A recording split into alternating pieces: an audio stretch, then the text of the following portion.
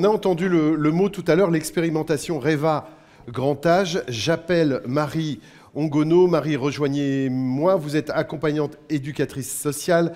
Carméline Mokrani, vous êtes formatrice accompagnatrice à l'AFPA Hauts-de-France. Et Nicolas Sanen, chef du service des formations sociales et paramédicales de la DRETS Hauts-de-France. Je vous en prie, prenez place. Voilà, Monsieur Sanen. Carméline Mokrani, prenez un micro. Parlez-nous de REVA grand âge.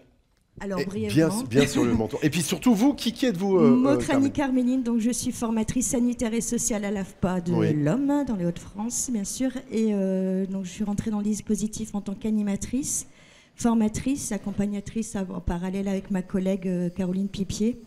On a accompagné 17 stagiaires à la certification du diplôme AES, accompagnateur éducatif et social, dans lequel Marie a intégré donc ce parcours-là. Voilà, donc on a travaillé avec Caroline à l'accompagnement collectif, individuel. On a proposé des compléments de parcours de formation, c'est la possibilité maintenant qui est proposée dans le cadre du dispositif REVA, en plus de l'accompagnement, d'apporter un complément de formation. Et c'est dans ce cadre-là que je suis intervenue. Vous me présentez Marie ? Mais elle va se présenter toute seule. D'accord, ok. Marie, je vous invite à bien mettre le micro sur le menton. Ça a dû vous émouvoir quand vous avez entendu le témoignage précédent. Oui. J'étais plein de joie d'attendre qu'on peut partir des zéros et être reconnu.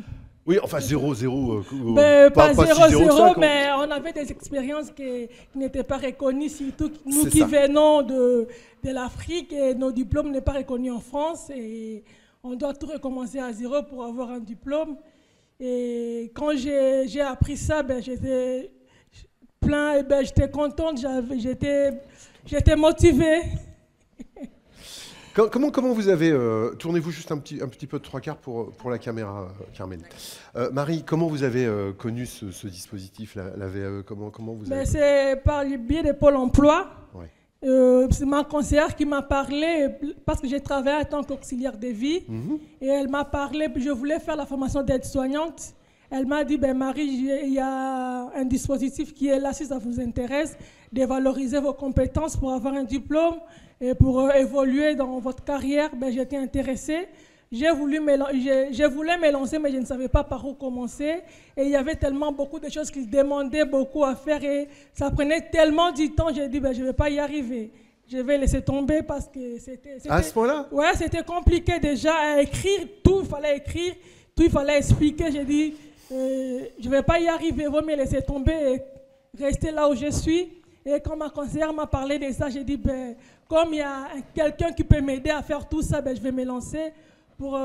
Et concrètement, ça s'est passé comment alors? Vous dites, bon, Pôle emploi, AFPA, oui. Rencontre. Oui. Et alors, concrètement, ça s'est passé comment? On a fait quelques mois de formation. J'ai été accompagnée par, par Caroline, elle m'a appris beaucoup de choses que je ne savais pas du tout. Et elle m'a beaucoup encouragée. C'est à partir d'elle que j'ai dit, je me suis lancée à faire la formation. Et il y a aussi Carméline qui m'a beaucoup aidée. Il y a des termes que je ne connaissais pas, il y a des pathologies que je ne connaissais pas. C'est grâce à elle que j'ai connu quelques pathologies. Et là, je me suis dit, je vais me lancer. J'avais peur avant, mais quand elle m'a appris, quand je partais en formation, j'avais plus peur. J'ai dit, là, ça y est, je vais me lancer. Pour être quelqu'un et pour faire valoir mes compétences, pour dire qu'est-ce que je suis capable de faire, là, je vais me lancer et je vais valoriser. Et ça veut dire quoi se lancer concrètement? Ça s'est passé comment, Marie? J'avais rien à faire, moi. J'étais là, tout a été fait. Tous les démarches ont été faites. Oui, elle est trop modeste, Marie. Non, Carméline, je vous vois, vous la regardez avec admiration, en fait. Elle est super modeste, Marie, c'est pas possible. Oui, elle s'est pas rendue compte du petit parcours qu'elle a fait. Pour elle, c'était pas grand-chose. C'était pas grand-chose. Alors derrière, il y avait un gros dispositif. Marie, dans un premier temps, elle a participé à une réunion d'information collective dans un pôle emploi, qui était animée par ma collègue Caroline, où on l'a présenté le dispositif dans différents pôles emploi de la région, enfin des Hauts-de-France. Oui. enfin de secteur lillois, avec qui voilà, on a un travail de partenariat sur justement le sourcing. Il y a un gros travail par les pôles emploi qui ont été faits pour cibler les demandeurs d'emploi qui pourraient rentrer dans ce dispositif. C'est ça, le profil voilà. en fait, c'est ça, ouais. Ensuite, on a reçu Marie pour évaluer si vraiment son expérience rentrait dans le cadre du diplôme d'AES, parce qu'il y a plein de diplômes différents dans le sanitaire et social. Oui, alors pardon. Donc c'est toutes Bref. les premières étapes. Oui, et Marie, vous aviez une expérience quand même. Si, ben, chez moi, au pays, j'ai été infirmière. Eh ben voilà. J'ai été infirmière chez moi, j'ai travaillé pendant 10 ans. Et dès que je suis arrivée en France, ils m'ont dit que mon diplôme n'était pas reconnu. C'est ça. Et alors que ça a une valeur pour vous, évidemment. Oui. Et ça, c'est de l'expérience pour le coup. Donc voilà, on a dû faire confirmer à travers des entretiens, donc la faire verbaliser sur son expérience. C'est ça. Pour valider contrôler les compétences dans le cadre de l'AES. Ensuite, on a déterminé avec Marie un programme de formation et d'accompagnement en fonction de ce qu'elle maîtrisait déjà, ce qui manquait. Alors effectivement, Marie, elle avait déjà une grosse expérience de son pays d'origine qui allait pouvoir être valorisée dans le cadre de REVA, chose qui n'aurait pas pu être possible dans un dispositif de formation traditionnelle, bien sûr. De VAE classique, ouais, c'est ça, ouais. Et il manquait juste à Marie de mettre des termes professionnels sur des pathologies. Et c'était la seule chose. Alors il y a d'autres parcours où il manquait d'autres choses, où il y a des parcours de formation qui ont été proposés plus conséquents. Marie, elle cumulait un travail. Elle a fait l'accompagnement individuel pour la rédaction de son livret.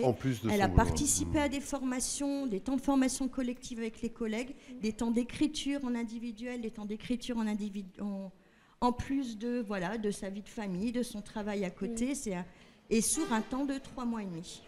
Ça, il faut quand même le signaler.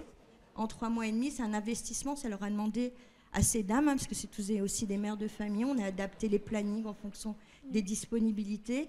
On a eu des cas Covid, donc on a dû partir un temps aussi un peu à distance. Donc la période n'était pas forcément évidente. À l'outil à distance, voilà, c'est un beau parcours, effectivement. La certification s'est mise en place donc en partenariat avec Monsieur Sanès sur la création d'outils, de fiches navettes pour confirmer les parcours, puisque la recevabilité a été à l'initiative c'est un peu nous qui avons estimé si la personne était recevable.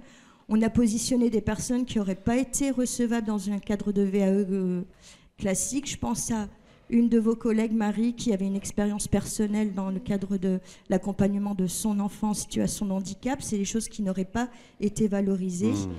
On a fait un peu de forcing pour certaines situations, voilà, et ça a passé. Et sur 17 candidats, nous en avons eu au total 9 validés en parcours complet, c'est ça ? 11 parcours validés total et du partiel. Et 4 partiels. Voilà. Ok. Avant de vous donner la parole, un mot sur cette expérience. Pareil, je vous pose la même question. Il faut se lancer aussi. Oui, grâce à cette expérience, je suis reconnue en France. Comme disait une collègue, il dit, mais Marie, on a un diplôme, on est reconnu par l'État. J'ai dit, oui, c'est un diplôme qui est reconnu par l'État. Mais là, je suis fière de me présenter. Je suis AES et il y a des personnes qui ne connaissent pas c'est quoi AES. Mais je suis là pour les expliquer. Je suis AES et pour devenir AES, il faut faire ça, il faut avoir un parcours, c'est ça. Mais là, je suis fière. Il y a des embauches où on me proposait. Et dès que j'ai postulé, il me demandait un diplôme. Ça bloquait tout. Je n'avais pas un diplôme. Mais madame, on ne peut pas vous prendre sans diplôme. Et là, maintenant, je postule partout. Et je suis prise partout. Mais là, je commence à choisir là où il faut aller travailler.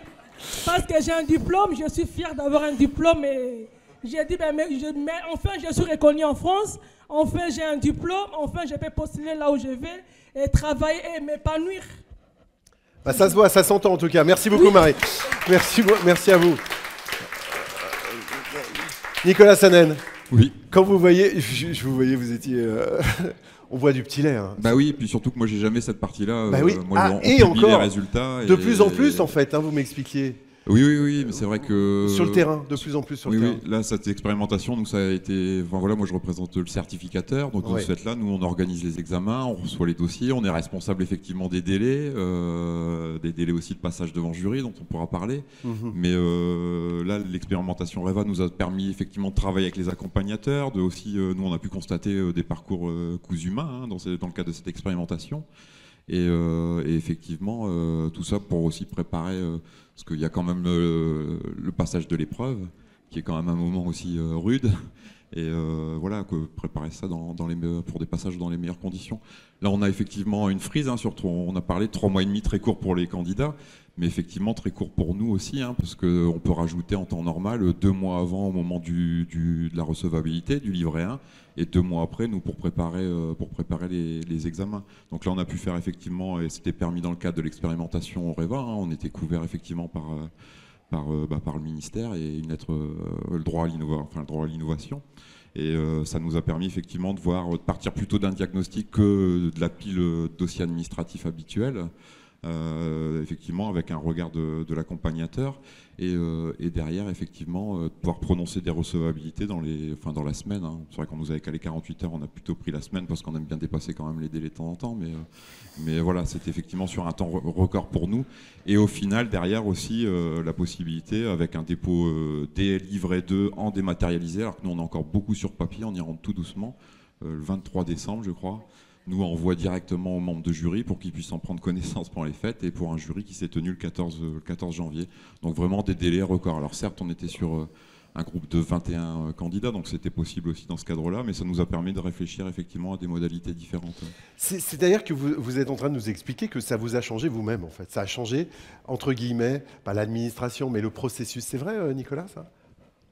Alors je ne dis pas qu'au départ, quand on est venu nous chercher pour l'expérimentation REVA, on y allait de bon cœur, parce que ça remet quand même pas mal en cause la manière dont on travaille depuis des années. L'histoire de la recevabilité par preuve, voilà, encore psychologiquement, même pour moi, faut qu'on continue à y réfléchir. Mais c'est plus sérieusement, effectivement, cette possibilité-là, ouais, ça nous ouvre des possibles. Là, d'ailleurs, je ne sais plus si ça a été annoncé tout à l'heure ou pas, mais en tout cas, on repart effectivement pour le deuxième volet de l'expérimentation REVA. Dites-le plus doucement. Ouais, mais c'est parce que ça va aller vite. Oui, mais donc vous re-signez là, c'est reparti. On a rempilé, bon. Mais vous avez le sourire quand même. Oui. Moi, j'ai mon directeur pas loin, donc mais effectivement, le sourire, là, on va partir sur plus de 200 candidats, donc on va poser des choses différemment. L'étape de recevabilité qu'on a pu travailler sur le premier volet, là, ça a été revu aussi dans le cadrage national avec des nouveaux acteurs qui seront les architectes de parcours, donc des modalités différentes, et effectivement, on va continuer à être un peu bousculé dans nos pratiques. Et ça vous plaît bien, j'ai l'impression, moi, franchement. Ouais. C'est vrai.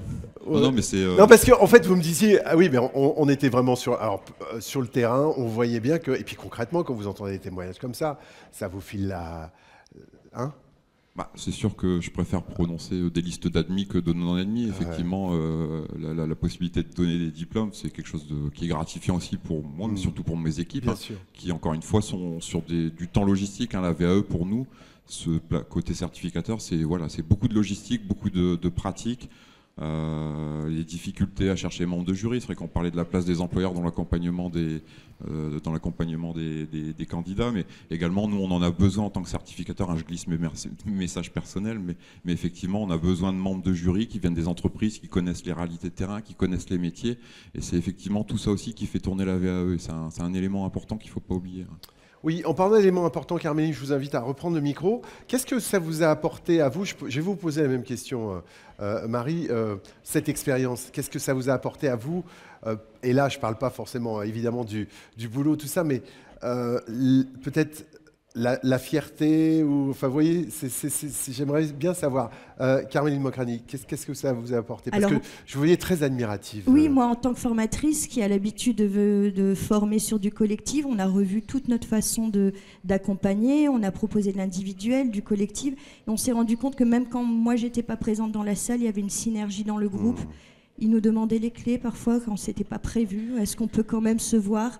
Dans la rédaction, c'est quand même quelque chose de lourd dans le livret 2. Là, pour le coup, il n'y avait plus de livret 1, mais le livret 2, elles se sont auto-stimulés. Il y a des personnes qui ne maîtrisaient pas du tout l'outil informatique. Il y a une solidarité dans le groupe où voilà, on avait même l'autorisation dans le livret 2 de faire des graphiques, de mettre des photos, des choses comme ça.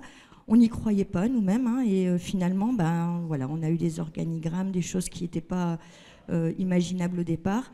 Donc c'est cette synergie-là, cette solidarité dans des parcours de vie complètement différents, des parcours d'expérience personnelle et professionnelle complètement différentes. On a réuni en 3 jours 17 personnes d'horizons différentes et qui, voilà, ça crée vraiment quelque chose de humainement intéressant. Et un point de vue aussi expérimental, c'est que tous les jours on tâtonnait, on a créé des outils, on a recréé le lendemain. Voilà, il y a des fiches navettes qui sont venues repasser. Voilà, on a créé avec l'expérimentation des choses qui serviront pour la prochaine ou pas, on verra. Mais voilà, on était vraiment nous-mêmes un peu dans l'expérimentation et les stagiaires. Enfin, je pense que Monsieur Sanas est venu sur le plateau présenter la certification. Il a eu 17 personnes complètement stressées devant lui parce que là, on leur a dit dans 3 mois et demi, vous passez un examen. Voilà, c'était la panique. Et voilà, ils se sont sentis rassurés. On a essayé de les encadrer comme on pouvait, Caroline et moi. Et quand on a vu les résultats, nous-mêmes, on était très, très contentes et très fiers pour elle, en fait. Et aussi, juste une chose, c'est quand on voit le retour, l'évolution de certaines après coup, avec l'obtention du diplôme. Il y a des postes en CDI qui ont été octroyés, il y a des personnes qui veulent rebondir sur d'autres parcours de formation, qui ont repris confiance sur le dispositif de formation, qui veulent encore continuer vers être soignant ou vers ou reprendre des études derrière. Donc c'est un redémarrage pour certaines mamans isolées, hein. On a eu beaucoup de femmes isolées qui ont mis de côté certaines choses pour se consacrer à ce dispositif-là. Oui, un mot, Nicolas Sanen et Marie, en conclusion, pour quand vous vous retrouvez face à 17 personnes comme ça, comment on réagit ? J'étais stressé aussi, hein, parce que, encore une fois, c'est un exercice qu'on fait jamais, mais qui a vraiment son intérêt. Hein. C'était en gros histoire aussi de dédramatiser l'examen, voilà, être sur des choses très pratiques, voilà, savoir à quoi elles vont pouvoir s'attendre le jour de l'examen, parce que ça reste encore une fois une épreuve, hein, bien sûr, avec tout ce que ça comporte. C'est vrai que le droit à l'expérimentation, bon là on a peu de temps, mais on pourrait effectivement y passer beaucoup plus. Mais on a effectivement aussi travaillé sur l'aspect rédactionnel de la deuxième partie, hein, qui est le livret 2, et le droit à l'innovation là, nous a permis aussi de partir sur des choses plus synthétiques, plus digeste aussi pour les membres de jury, parce qu'on a aussi un cadrage national qui demande beaucoup de littéraire, beaucoup de rédaction, et on a pu travailler sur des outils différents sur lesquels on va continuer à essayer aussi d'avancer pour que ce soit aussi plus aisé pour un candidat de pouvoir se préparer un examen et donc à passer un diplôme. Marie, vos impressions et puis le mot de la fin, ou du début, parce qu'en vous concernant, ça recommence. Hein. J'ai beaucoup appris en travaillant en équipe. On avait de l'amour, on s'entraidait, il n'y avait pas de la concurrence. Là où j'étais limitée, il y a des amis qui m'aidaient. Non, là, il faut mettre ça, il faut mettre là. Il y a des mots que je ne connaissais pas. Grâce aux collègues qu'on était ensemble, j'avais appris beaucoup à utiliser l'ordinateur, surtout avec Caroline. Elle m'a appris comment faire des schémas que je ne connaissais pas. Et il y avait tellement plein de fautes dans mon rédaction. Elle était là, elle ne se fatiguait pas, mais elle était là toujours pour corriger. Soit à moi-même, je ne pouvais pas, c'était pas possible, je n'arriverais pas là, mais grâce à eux, j'ai repris confiance en moi. Là, j'ai été admise pour faire la formation d'aide-soignante et je vais commencer le 2 septembre. Et c'est grâce à tout ça, avec mon diplôme d'AES, je vais faire vous avez un diplôme d'AES ? Avec mon diplôme d'accompagnement éducatif social, je vais faire partiellement la formation d'aide-soignante. Au lieu de faire 1 an, j'aurai que 6 mois à faire des formations. C'est grâce à tout ça, j'ai repris confiance en moi. J'ai appris à travailler sur l'ordinateur, à faire des recherches. Et grâce à Carmeline, j'ai appris des mots que je ne savais pas. Peut-être que je savais au Congo, ce n'était pas le même mot. Ce n'est pas de même pathologie chez moi qu'ici en France. Grâce à elle, j'ai appris encore beaucoup de pathologies. Et là, la confiance en vous aussi. Surtout la confiance en moi, oui. La confiance, même, ça se voit même chez moi à la maison, même mes enfants. Je suis tellement épanouie, tellement. Quand je pars travailler, je retourne. Ben, avant, j'étais partie toute la journée. Là, donc, même dans mon foyer, ben, il n'y a que de la joie, quoi. Ouais, tout a changé, tout a basculé dans ma vie grâce à la VAE. Bon, donc voilà, vous vous adressez, ceux qui veulent se lancer, vous leur dites. Ben, il ne faut pas hésiter, il faut se lancer, il faut aller. Mais il ne faut pas regarder, ben, il faut se lancer, yeux fermés, se lancer, ça va le faire. Vous allez arriver comme moi, vous serez épanoui et tout va aller, quoi. Il faut se lancer, il ne faut pas hésiter. Il faut foncer. Merci beaucoup Marion Gonod. Merci Nicolas Sanen, merci Carméline Mokrani. Je vous invite à regagner votre fauteuil. Messieurs, je vais me mettre aux premières loges aussi, je crois. Je vais m'asseoir. J'ai hâte de vous entendre.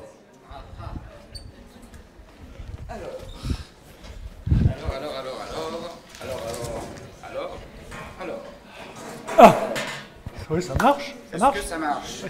Est-ce qu'on nous entend bien? Oui. Pour cette seconde intervention,